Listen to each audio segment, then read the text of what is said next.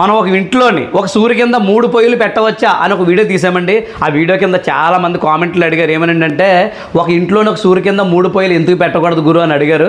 దాని గురించి నేను క్లారిటీ ఇస్తున్నానండి. పూర్వకాలంలోనే అంటే మన తాతల కాలంలోని చాలామంది ఏంటంటే పిల్లలు ఎక్కువ మంది కనివ్వరండి. కనేసిన తర్వాత ఏముందంటే వీళ్ళందరూ కలిసి ఒక్క ఇంట్లో ఉండేవారు, జాయింట్ ఫ్యామిలీ. దానివల్ల ఏముందంటే పిల్లలు ఎక్కువ మంది కనడం వల్ల చిన్నపిల్లలు ఉండగానే పెద్దవాళ్ళు పెళ్ళిడికి వచ్చేసేవారండి. అంటే అప్పుల్లోనే చాలా తొందరగా పెళ్ళిళ్ళు చేసేసేవారు. దాని గురించి పెళ్లి చేస్తే వేరే కాపురం పెట్టాలి అంటే అప్పుల్లో కొంత లో బడ్జెట్ అనమాట, అంత లేని రకం. దానివల్ల ఏమవుతుందంటే వీళ్ళందరూ కలిసి ఒక్క ఇంట్లోనే ఉండాలి. వేరే కాపురం పెడితే ఈ అన్నదమ్ములకి ఒకరికొకరికి గొడవలు వచ్చేస్తాయి.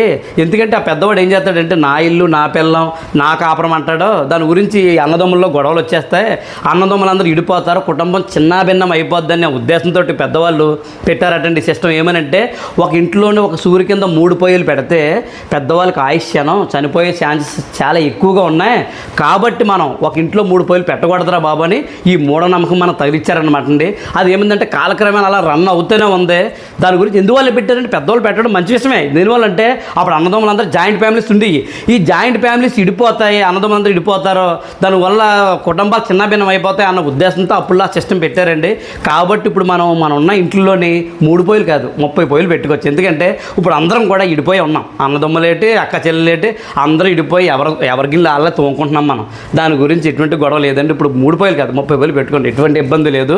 ఇంతటితోటి మీకు ఆ డౌట్ క్లియర్ అయిందని అనుకుంటున్నాను. ఈ 3 పొయ్యిల సబ్జెక్టు ఈ వీడియో ఇంతేనమాట అండి. ఈ వీడియో మీ ఫ్రెండ్స్ అందరికీ షేర్ చేయండి, వాళ్ళందరికీ డౌట్ క్లియర్ అవుతుంది. అలాగే వీడియో లైక్ చేసి మన పేజ్ని ఫాలో చేయండి మరి.